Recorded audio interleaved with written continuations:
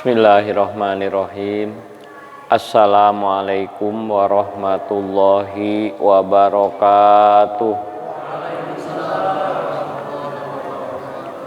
Innal hamdalillah wassalatu wassalamu ala Rasulillah Muhammad ibni Abdillah la haula wala quwata illa billah. Amma ba'du fa ya ayyuhal hadirun ikhwanu fillah rahimanallah. Usikum wa nafsi bitaqwallah faqad fazal muttaqun. Qala Allah ta'ala fil Qur'anil Karim wa huwa asdaqul qailin. A'udzu billahi samiil alim minasyaitonir rajim. Bismillahirrahmanirrahim. Rabbis shrahli sadri wa yassirli amri wahlul 'uqdatam min lisani yafqahu qawli. Shadaqallahul azim. Yang sama-sama kita hormati Ketua DKM Masjid At-Taqwa, yang kita doakan mudah-mudahan senantiasa diberikan kesehatan, diberikan tambahan usia, diberikan tambahan kesabaran untuk memakmurkan masjid ini dengan sebaik-baiknya, beserta pengurus yang lainnya tentunya, para rekan-rekan asatidz wal asatizat, para hujjah, jamaah semua yang hadir, yang mudah-mudahan saya dan kita semua dimuliakan oleh Allah Subhanahu wa taala. Mengawali silaturahim kita di sore menjelang malam hari ini, mari bersama-sama terlebih dahulu kita bersyukur kepada Allah yang telah memberikan kemampuan kepada kita untuk melaksanakan ibadah, melaksanakan sholat maghrib berjamaah, melaksanakan itikaf. Kita bisa silaturahim, kita insya Allah bisa berzikir dan taklim di tempat ini. Mudah-mudahan dengan banyaknya kita niat akan diperbanyak juga pahala dari Allah Subhanahu wa taala. Tidak lupa sholawat beserta salam, mari bersama kita sampaikan kepada beliau Nabi besar Muhammad sallallahu alaihi wa alihi wa sahbihi wasallam, yang telah membawa manusia menuju jalan minaz zulumati ilan nur, menuju jalan yang baik, jalan yang benar, jalan yang betul-betul diridhoi oleh Allah Subhanahu wa taala. Jamaah yang berbahagia, mari kita baca Ummul Quran yaitu suratul Fatihah, kita jadikan doa menjelang taklim. Mudah-mudahan Allah tambahkan usia kita yang barokah, Allah murahkan rezeki kita yang halal untuk bekal ibadah, Allah titipkan kepada kita anak, mantu, cucu yang soleh dan solehah, dan mudah-mudahan Allah kuatkan iman dan Islam kita, dan mudah-mudahan kita diberikan ilmu yang banyak dan manfaat. Seluruh harapan dan keinginan kita mudah-mudahan dikabul oleh Allah Subhanahu wa taala. Tidak lupa yang kurang sehat, saya dan siapapun yang kurang sehat, mari kita berdoa agar kita diberikan kesehatan untuk bekal ibadah dan berjuang di jalan Allah Subhanahu wa taala. Terutama pengurus masjid ini kita doakan bersama, mudah-mudahan semua pengurus yang berada di sini senantiasa ditambah kesabaran oleh Allah dalam rangka bersama memakmurkan Masjid At-Taqwa, dan mudah-mudahan mampu berbuat baik dengan izin dan pertolongan dari Allah Subhanahu wa taala. Ala hajihin niyah wa ala kulli niyatin sholihah wa ila hadratin Nabi Muhammadin Mustafa Rasulillah sallallahu alaihi wasallam wa ala alihi wa azwaji wa dzurriyyati wa ahli baitihi. Al-Fatihah. A'udzu billahi minasyaitonir rajim. Bismillahirrahmanirrahim. Alhamdulillahi rabbil alamin. Arrahmanirrahim. Maliki yaumiddin. Iyyaka na'budu wa iyyaka nasta'in. Ihdinas siratal mustaqim. Siratal ladzina an'amta 'alaihim ghairil maghdubi 'alaihim waladdallin. Rabbi ighfir lana wa liwalidayna amin. Kita lanjutkan kajian kita sebagaimana yang ada di kopian. Betapa sengaja saya membawa ini supaya mempermudah untuk membacanya dan kita menemukan ayat-ayat yang sesuai dengan kajian kita, renungan kita malam ini bersama-sama. Yang pertama saya ingin menyampaikan ini beberapa ayat yang ada di kopian ini dalam rangka memberikan ketenangan dan pandainya kita bertawakal dan berserah diri kepada Allah Subhanahu wa taala. Karena manusia itu sulit, bukan masalahnya yang sulit, tapi dia mempersulit masalah, jadi terasa oleh dirinya itu jadi sulit. Oleh karenanya saya ingin menyampaikan dengan penuh keyakinan, nanti kita yakini dan kita laksanakan dalam keseharian hidup, betapa semua yang menentukan itu adalah Allah Subhanahu wa taala. Kita rezeki yang mengatur Allah, sehat dan sakit yang mengatur adalah Allah. Maka ketika kita percaya bahwa khairihi wa syarrihi minallah, takdir yang buruk, takdir yang baik itu dari Allah, maka kita mengembalikan kepada Allah. Sebelum ikhtiar yang lainnya, kita rujuk dulu kepada Allah. Misalnya kita sakit, mari bersama kita ruqyah dulu menurut perintah dari Nabi. Ya, akhirnya pada belum saatnya disembuhkan, maka kita perlu berobat ke dokter. Ketika kita usaha belum lancar, bukan hanya berdoa, bukan hanya meminta kepada orang tua, memohon bantuan kepada kawan dan kepada guru, tapi mari kita bangun di waktu malam, kita mengadu kepada Allah, karena Allah memperkenalkan zat-Nya kepada kita. Qul huwallahu ahad, katakanlah Allah itu esa, Allah itu satu. Allahus somad, Allah itu tempat kita bergantung, tempat kita curhat, tempat kita mengadu dari berbagai kesulitan. Tempat kita mengadu nggak ada lagi kecuali Allah Subhanahu wa taala. Karena yang bisa menyelesaikan masalah hanya Allah.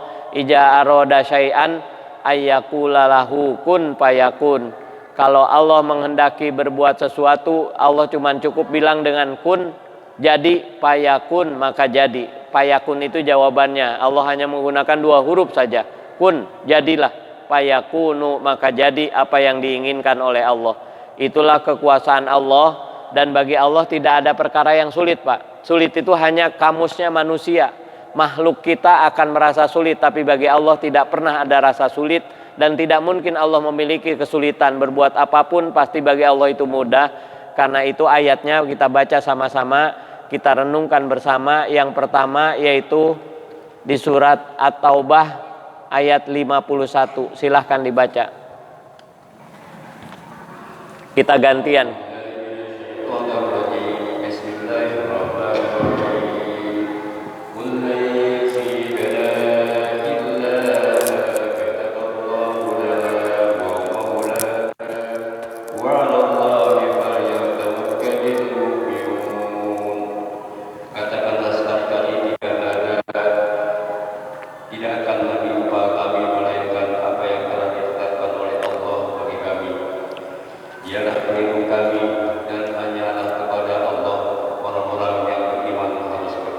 Nah ini yang pertama.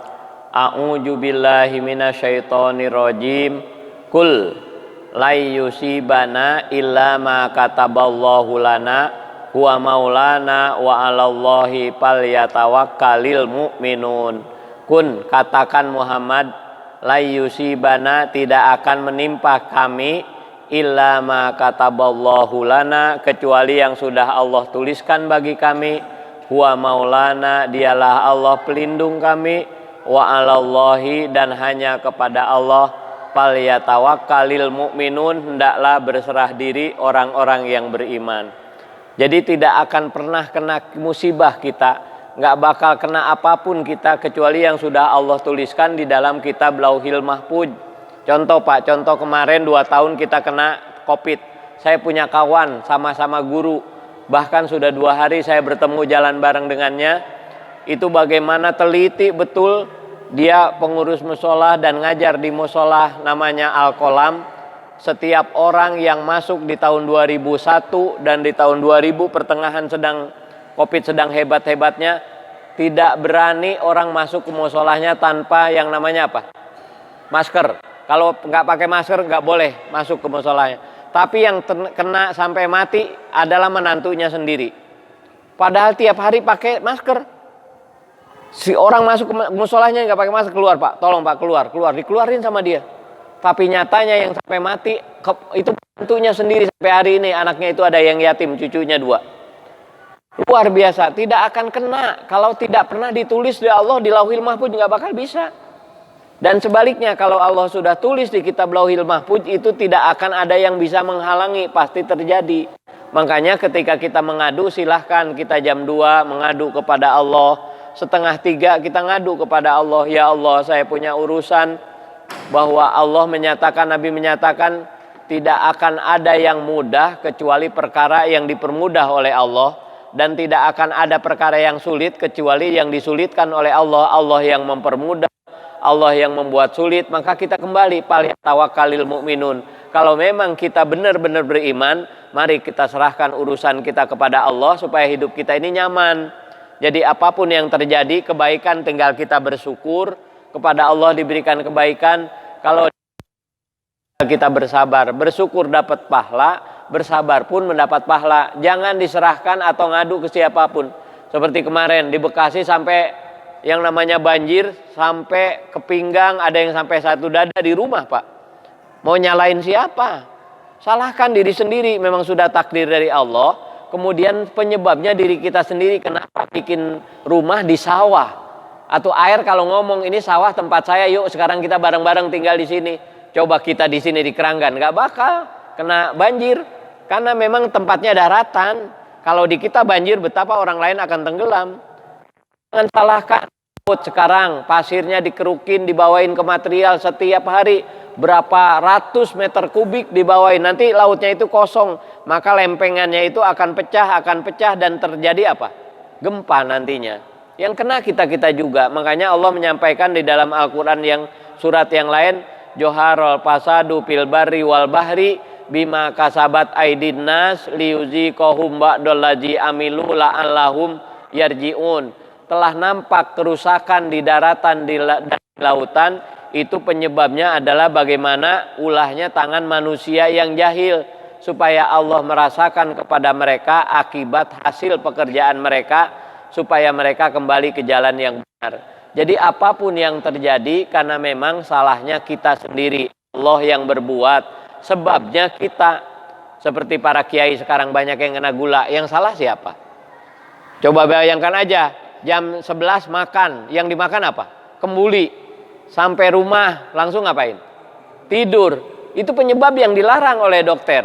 Habis makan tidur, harusnya bergerak dulu minimal 200 langkah dia bergerak baru tidur. Nyetir disetirin oleh supirnya. Sampai rumah langsung makan. Jadi andai kata kena darah tinggi, kena gula darah, jangan salahkan Allahnya. Penyebabnya kita, ingetin penyebabnya. Ya memang yang berbuat adalah Allah. Jangan buru-buru menyalahkan Allah. Karena memang Allah bilang semua kerusakan di daratan, di lautan, dan apa yang menimpa di bumi dan yang menimpa dirimu adalah sudah hasil dari perbuatanmu sendiri. Itu semua Allah berikan itu supaya manusia sadar bisa berbuat memperbaiki diri. Nah hari ini coba Pak, Bapak lihat saja yang namanya angkot. Harusnya kan dia ada kir, setahun berapa kali? 2 kali, mana mungkin mobil angkot KR ngebulnya kayak begitu, ngebul, bannya begitu gundul, kemudian diberikan izin. Itu nggak mungkin lulus, demi Allah nggak bakal lulus kalau dia bener. Tapi nyatanya lulus nggak? Lihat KR mana yang bagus, butut semua. Beda kalau kita ke Singapura, betapa kendaraan umumnya hebat-hebat. Makanya orang nggak perlu beli mobil, karena kendaraan umum jauh lebih hebat dibanding kepada kendaraan sendiri. Dan begitu mahalnya jika kita beli kendaraan sendiri, begitu dengan BBM-nya dan lain-lainnya. Makanya manusia tidak perlu beli mobil. Kenapa? Karena angkotnya sudah bagus. Nah, angkotnya begitu nggak nyaman, kemudian jalannya nggak begitu cepat, orang mau kantor jadi terlambat. Makanya pada akhirnya dia beli kendaraan plus kreditnya begitu murah, DP-nya punya duit 25 juta atau 15 juta udah punya mobil baru, tinggal angsurannya yang dipikirkan. Oleh karenanya Allah menyatakan demikian, kita harus paham agar segala apapun jangan terburu-buru menyalahkan Allah. Allah itu suruh kita baik Pak. Kalau Bapak baca Al-Quran, saya pernah baca dalam surat Al-Baqarah, itu Nabi Adam diturunkan oleh Allah dari sorga ke bumi. Tapi menurut Allah disuruh bahagia Nabi Adam itu, bukan sengsara.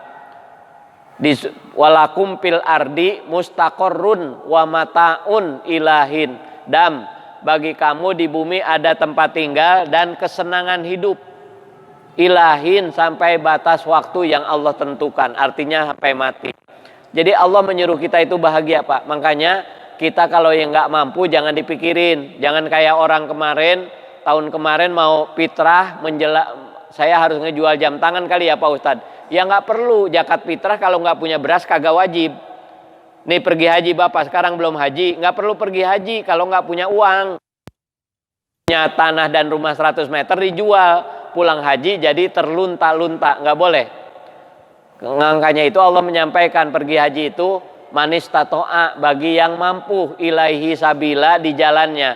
Artinya mampu biayanya, kondisinya aman, di perjalanan aman, tidak ada peperangan, tidak mungkin ada yang membahayakan kita secara logika, baru diwajibkan kita pergi haji. Kemarin ketika terjadi Covid, maka haji tidak wajib bagi kita. Kenapa? Karena di Mekahnya ditutup, dan kemudian kita ketika berangkat takut kena ketularan Covid dari negara orang lain. Oleh karenanya ini yang harus kita pahami, jangan mempersulit diri, tapi bagaimana yang kita mampu kita laksanakan agar kita menjadi insan yang bertakwa kepada Allah Subhanahu wa taala. Yang kedua Pak Ustadz.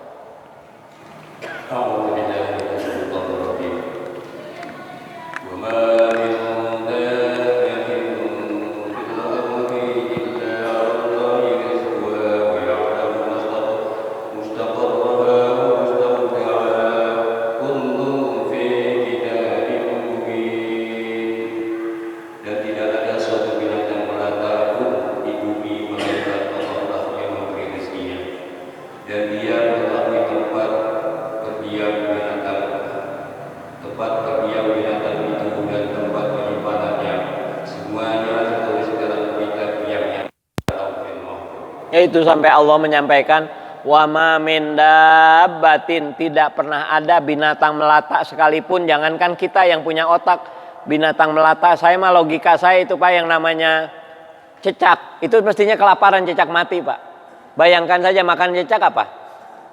Nyamuknya terbang, cecaknya cuma merayap, harusnya kelaparan. Dia baru nyamperin ke pojokan, nyamuk udah terbang lagi ke seberang sana. Nyamperin lagi, tapi ternyata belum pernah ada cecak yang kelaparan Pak. Buktinya setiap rumah baru ada cecak, semakin hari semakin banyak. Itu berarti kenyang cecak itu. Makanya Allah menyampaikan wa ma min dabatin fil ardi illa 'alallahi rizquha. Tidak ada binatang melata sekalipun yang ada di bumi illa 'alallahi rizquha, kecuali rezekinya yang ngatur Allah. Dan Allah tahu tempat dia tinggal, dan Allah tahu tempat penyimpanan makanannya. Kullun fi kitabim mubin, semuanya sudah ada dalam kitab Lauhil Mahfuz.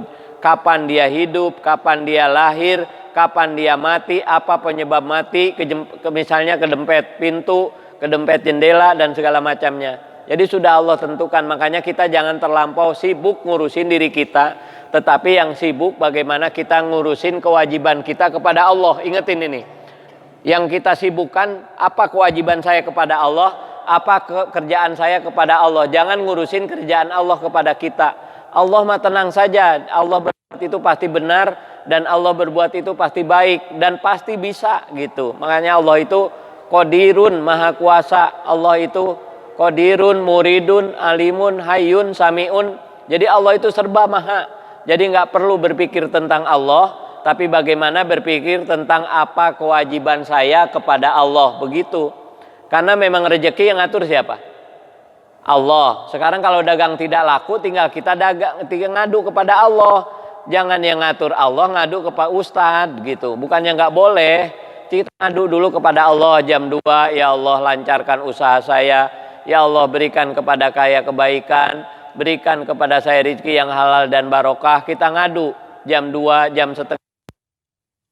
Kita ngadu kepada Allah lewat tahajud, di mana saat-saat itulah doa-doa kita diijabah oleh Allah Subhanahu wa taala, dan kita harus meyakini tidak ada yang bisa menyelesaikan masalah kecuali Allah. Tidak ada yang bisa menyelesaikan masalah kecuali Dia, Allah Subhanahu wa taala, yang maha kuasa, maha tahu dan maha segala-galanya. Makanya dalam rangka kita bertawakal kepada Allah, kita juga harus memahami betapa keinginan kita akan dikabul oleh Allah ketika kita hanya mengadu kepada Allah Subhanahu wa taala. Allah menyampaikan di dalam Al-Qur'an, inna ma'al usri yusra, inna ma'al usri yusra, sesungguhnya beserta kesulitan ada kemudahan, sesungguhnya beserta kesulitan ada kemudahan. Tapi kesulitannya diselesaikan dahulu, Bapak. Kalau naik, nanjak dulu, baru ada turunan. Ini mah nanjak baru separoh atau di puncak nggak bakal ada turunan banyak. Nanjak, selesaikan masalah itu, kesulitan itu adukan kepada Allah. Di balik kesulitan nggak mungkin ada tanjakan, nggak ada keturunan, nggak ada. Setiap nanjak pasti ada turunan, setiap malam pasti ada siang, setiap siang pasti ada malam. Yang penting kita bisa menggunakan keadaan. Seperti di Pondok Gede, Pak, luar biasa. Itu kalau hujan, dia manfaatkan waktu hujan ngojek apa? Payung. Sampai dapat 50.000, 100.000. Itu gara-gara hujan doang pakai payung. Digunakan sarana hujan untuk mencari rezeki. Nah, kita malam kita gunakan karena gelap untuk tidur. Siang karena terang mencari nafkah. Allah jadikan malam itu untuk istirahat. Dan Allah jadikan siang itu untuk mencari nafkah. Jangan kita tidak tahu keadaan gitu, di mana kita berada. Silahkan kita gunakan sesuatu sesuai dengan instruksi dan keadaannya pada waktu itu. Kita pikirkan, kemudian kita ketika mendapatkan kesulitan, kita langsung ngadu kepada Allah Subhanahu wa taala, Zat yang Maha Tahu, Zat yang Maha empati kepada kita, Zat yang betul-betul memperhatikan kita. Kita ngadu kepada Allah tidak akan salah dan masalah kita akan diselesaikan oleh Allah Subhanahu wa taala. Yang berikutnya yang ketiga 107. Surat 10.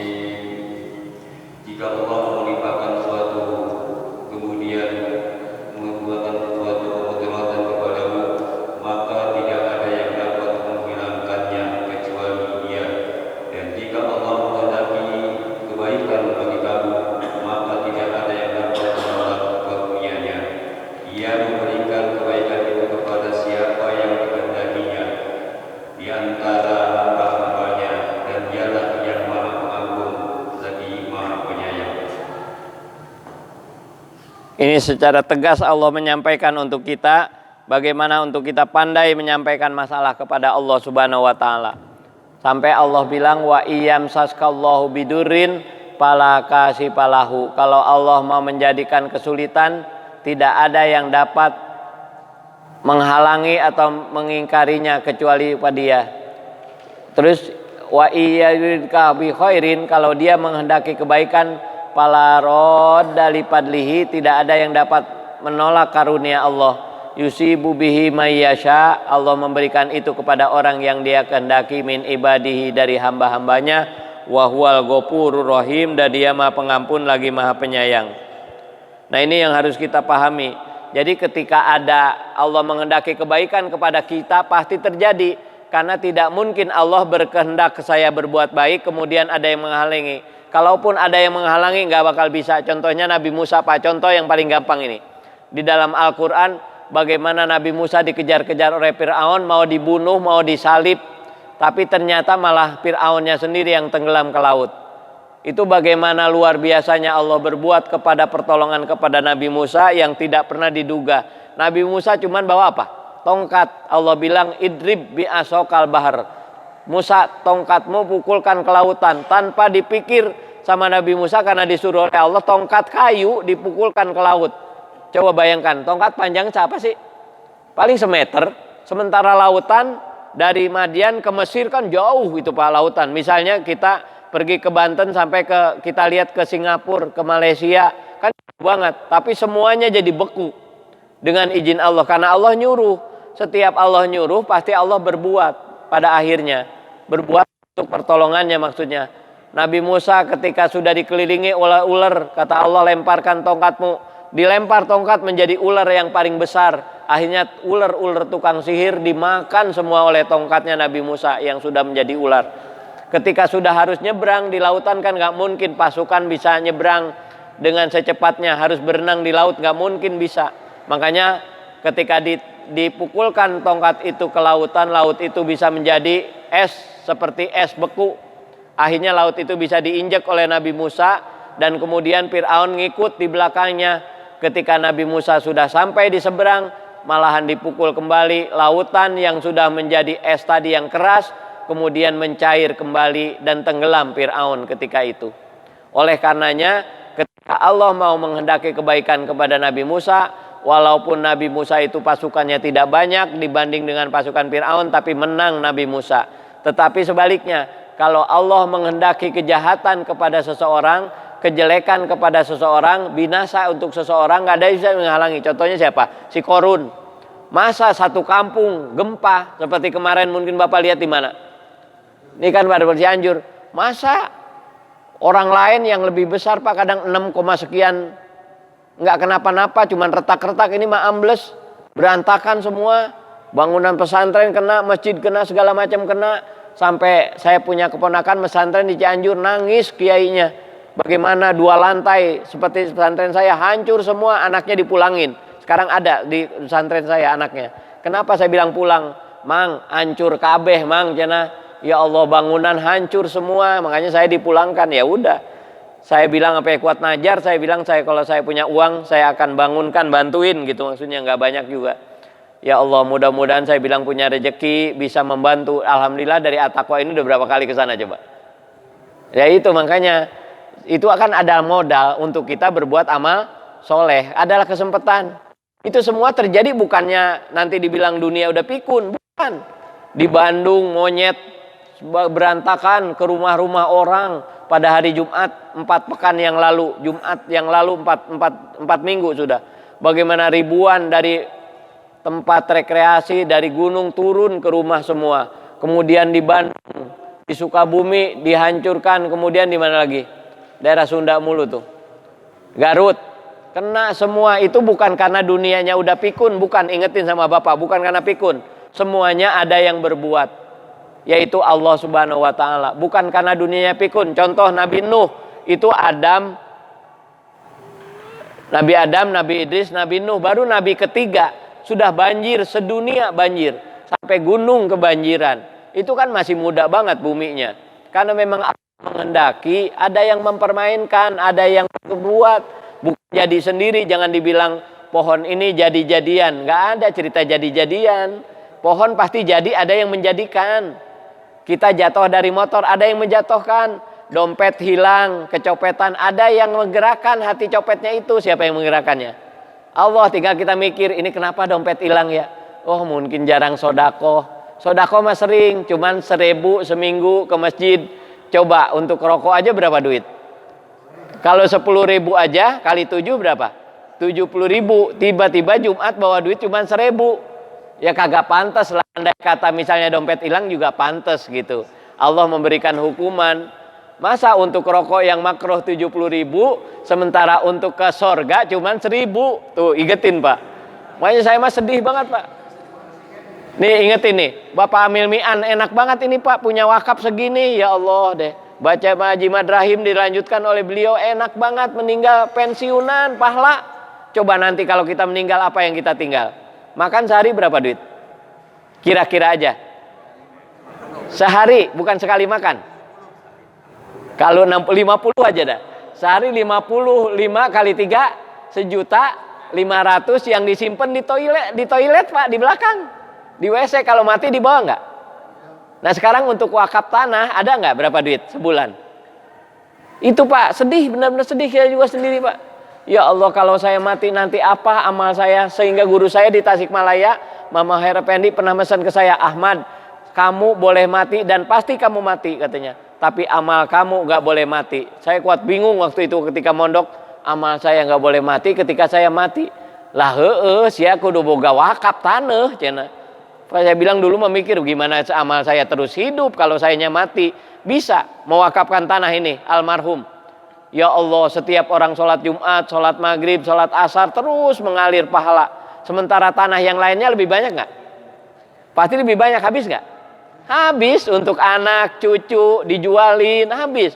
Tapi wakaf tanah masjid ini nggak pernah habis. Itu di Kampung Raden ada, di Keranggan Kulon ada, namanya Bapak Tompel. Itu memiliki Masjid Al-Hidayah gitu juga. Itu bagaimana Bapak Dusun Limin, itu mempunyai wakaf-wakaf tanah yang luar biasa. Boleh orangnya mati, dan memang sudah mati sekarang, tapi amalnya nggak bakal mati. Oleh karena itu kita pun bakal mati, maka amal kita nggak boleh mati, Pak. Kita harus punya wakaf. Maka ketika ada misalnya patungan, kita membeli tanah buat masjid, secepatnya kita walaupun hanya 100.000, walaupun hanya 1 juta, kita sisihkan, Pak.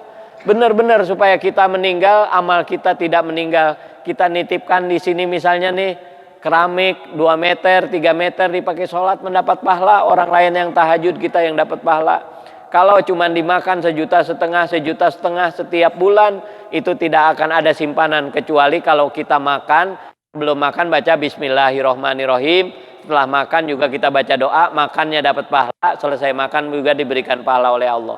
Dan itu tidak kekal. Tapi kalau punya wakaf, pasti kita kekal. Karena menurut Nabi, kalau manusia mati ada 3 amal yang betul sampai kepada kebarjah kita. Sodaqotun jariyatun, pertama sodakoh yang mengalir, au ilmin yuntafa'u bihi, atau ilmu yang dimanfaatkan, au waladin solihin yad'ulahu, atau punya anak soleh yang mendoakan. Itu yang paling hebat, luar biasa. Kalau nggak punya itu, kita nggak ada nanti yang mengalir, Pak. Tidak ada pensiunan lah, karena kitanya tidak kerja, tidak pensiun. Makanya mari kita bekerja, sehingga setelah kita bekerja diberikan kebaikan kepada oleh Allah. Dan yang kedua, kalau Allah menghendaki kejahatan kepada seseorang, itu tidak akan ada yang bisa menghalanginya. Dan ketika Allah menghendaki kebaikan, tidak ada yang dapat menolaknya. Si Korun menghendaki Allah untuk hancur, hancur. Nah kemudian Nabi Musa ingin menghendaki dia baik, baik. Nabi Muhammad diberikan ingin baik, diberikan kebaikan oleh Allah, ya hasilnya baik. Sampai jadi pimpinan dunia dan akhirat. Dan kemudian bisa menerangi di dalam dunia, juga jajarannya bisa menerangi di alam barzah nanti ketika orang itu meninggal. Makanya mulai saat ini mari kita persiapkan untuk pulang kita ke negeri akhirat. Bapak pasti yakinlah kita bakal meninggal. Walaupun kita tidak berharap, pasti meninggal. Gak perlu merasa disumpahin. Kalau belum saatnya mati, gak bakal mati.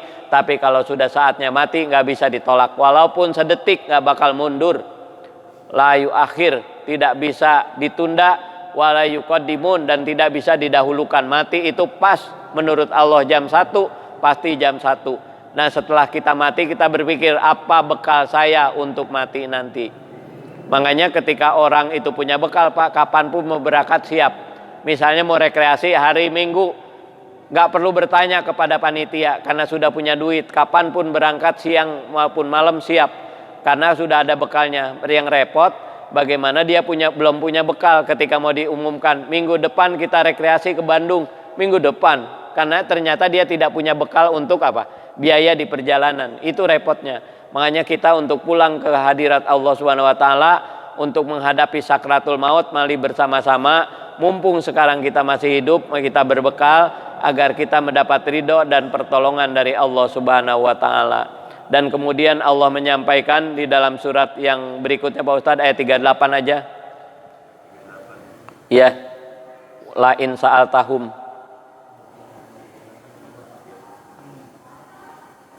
Silahkan.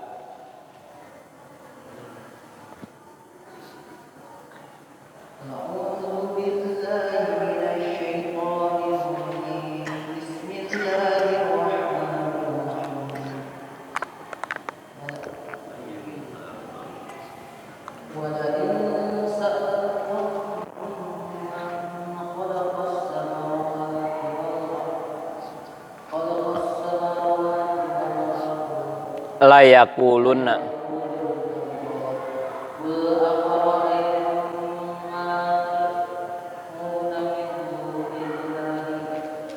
man aradani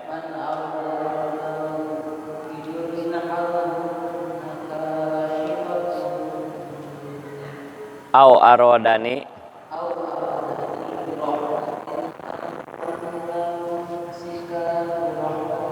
kul hasbiyallah.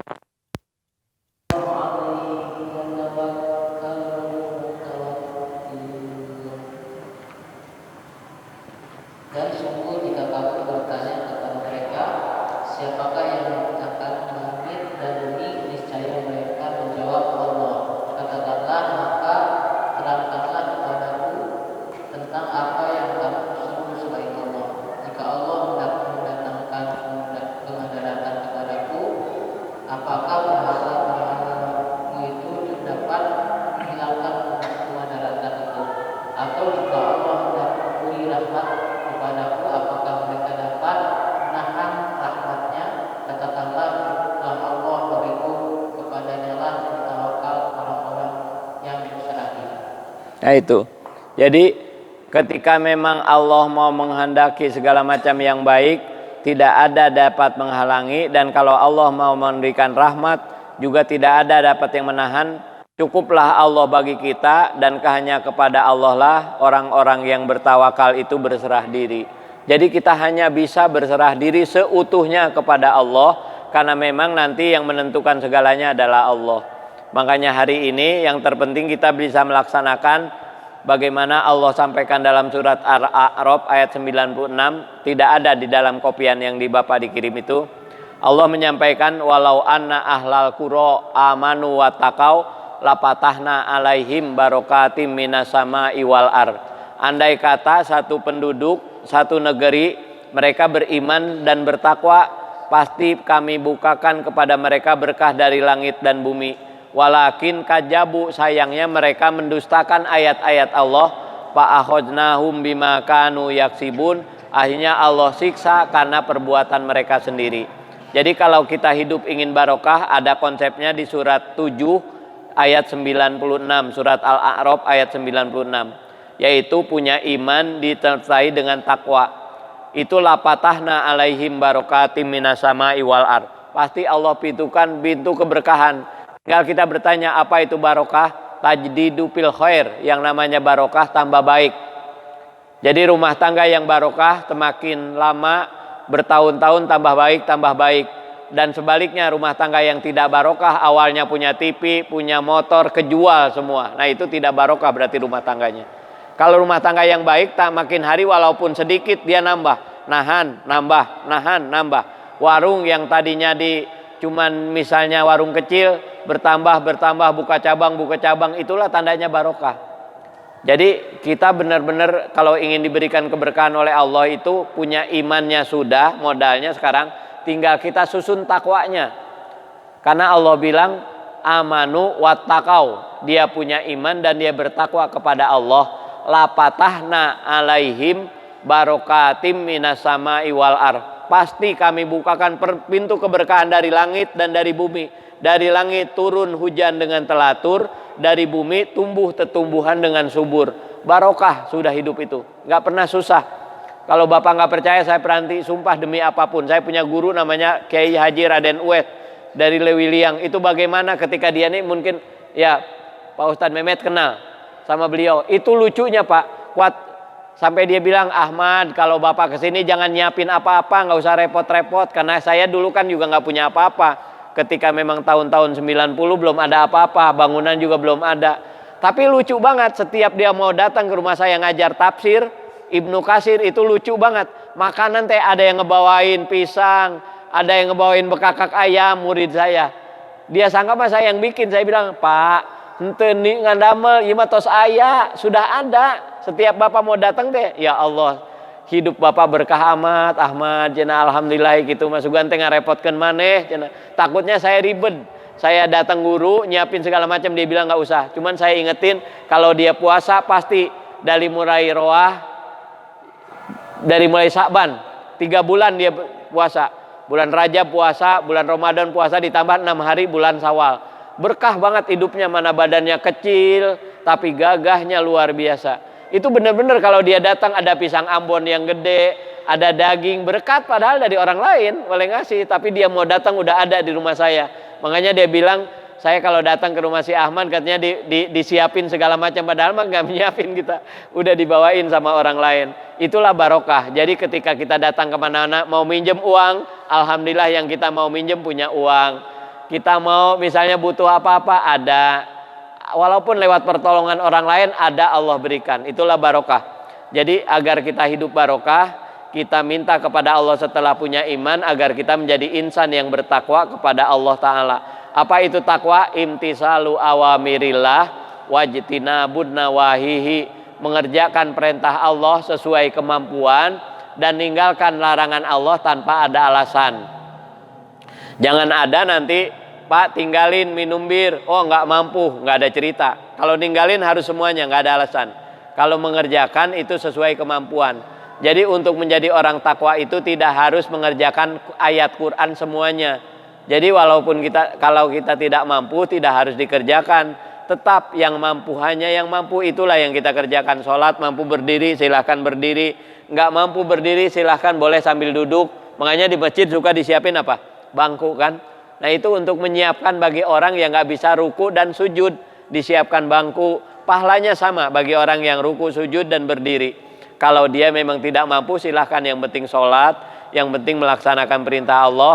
Setelah kita melaksanakan perintah Allah, pasti seluruh kebutuhan kita dicukupkan oleh Allah Subhanahu wa Ta'ala. Oleh karenanya lewat pengajian demi pengajian kepada siapapun, yang penting Bapak bukan hanya tahu, tapi bisa praktek bersama dengan saya. Allah nyuruh infak, mari kita infak. Allah nyuruh zakat, mari kita zakat. Nggak gede Pak, punya 1 juta cuman 25.000. Kalau gaji kita 4 juta cuman 100.000, sedikit banget. 100.000 berikan kepada anak yatim, berikan bawa hari Jumat ke masjid.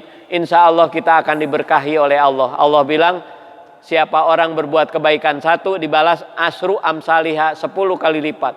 Tapi harus beramal soleh, amal yang dilakukan karena Allah. Makanya nanti ke Bapak kalau sedekah ke masjid, jangan ribut ketika misalnya pengurus lupa membacakan Fatihah, jangan ditagih. Kok tadi saya jariah 5 juta nggak dibacain Fatihah? Tetap sampai kepada Allah.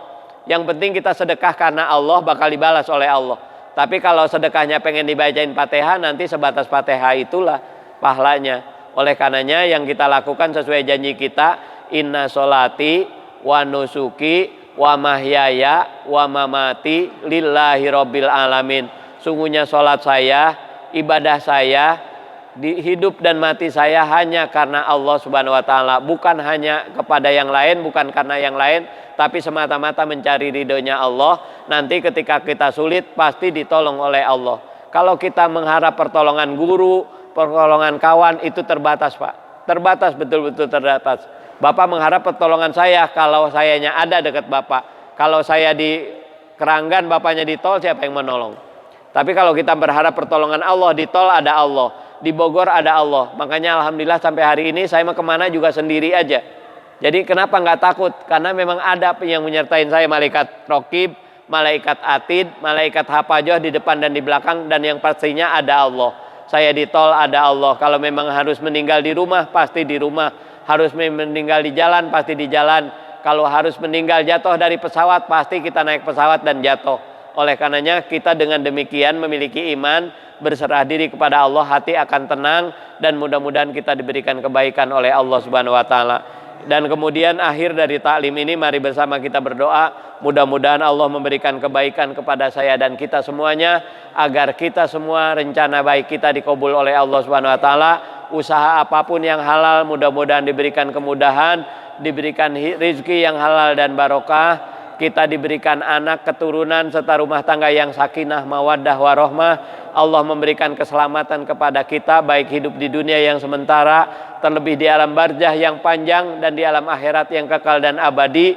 Mudah-mudahan kita diberikan kebahagiaan oleh Allah Subhanahu wa Ta'ala. Amal yang kita lakukan Allah terima, dan mudah-mudahan dibalas dengan balasan yang berlipat ganda. Dan mudah-mudahan seluruh amal kita di dunianya dibalas dengan balasan yang baik, di akhirat diberikan pahala yang berlipat ganda oleh Allah Subhanahu wa Ta'ala. Ala hajihin niyah wa ala kulli niyatin sholihah wa ila hadratin nabi Muhammadin Mustafa Rasulillah sallallahu alaihi wasallam. Al-Fatihah. A'udzu billahi minasyaitonir rajim. Bismillahirrahmanirrahim. Alhamdulillahirabbil alamin. Arrahmanirrahim. Maliki yaumiddin. Iyyaka na'budu wa iyyaka nasta'in. Ihdinas siratal mustaqim. Siratal ladzina an'amta 'alaihim ghairil maghdubi 'alaihim waladdallin. Amin ya Allah ya mujibas sailin. Alhamdulillahil alamin. Hamdan yuwafi ni'amahu yukafi mazidah. Allahumma sholli wa sallim wa barik ala sayyidina Muhammad wa ala ali sayyidina Muhammad. Allahumma ighfir lana dzunubana wa liwalidaina warhamhuma kama rabbayana shaghira. Ya Allah, ampuni dosa kami, ampuni dosa ibu bapak kami, ampuni dosa sahabat-sahabat kami, ampuni dosa keluarga kami, ampuni dosa guru-guru kami. Ya Allah, bimbinglah kami menuju jalan yang Kau ridhoi, jauhkan kami dari durhaka dan maksiat kepadamu. Ya Allah, berikan kepada kami kawan yang membawa kami untuk ibadah, jauhkan kami dari orang yang dengki, orang yang hasud, orang yang tidak baik kepada kami. Ya Allah, Rabbana taqabbal minna innaka antas samiul alim wa tub alaina innaka antat tawwabur rahim. Ya Allah, berikan kepada kami rezeki yang halal dan barokah, Mudahkan jalan usaha kami ya Allah. Kalau kami memiliki hutang, berikan rezeki untuk membayar hutang kami. Berangkatlah kami untuk berumrah dan berhaji dengan izin-Mu ya Allah. Berikan kami kekuatan untuk melaksanakan ibadah kepadamu ya Allah. Rabbana atina fid dunya hasanah wa fil akhirati hasanah wa qina azabannar. Subhana rabbika rabbil izzati amma yasifun wa salamun alal mursalin walhamdulillahi rabbil alamin. Terima kasih dan mari bersama kita tutup dengan bacaan istighfar majlis. Subhanakallahumma wa bihamdika asyhadu an la ilaha illa anta astaghfiruka wa atubu ilaik. Walhamdulillahi rabbil alamin. Billahi taufik wal hidayah. Afwa minkum. Wassalamualaikum warahmatullahi wabarakatuh.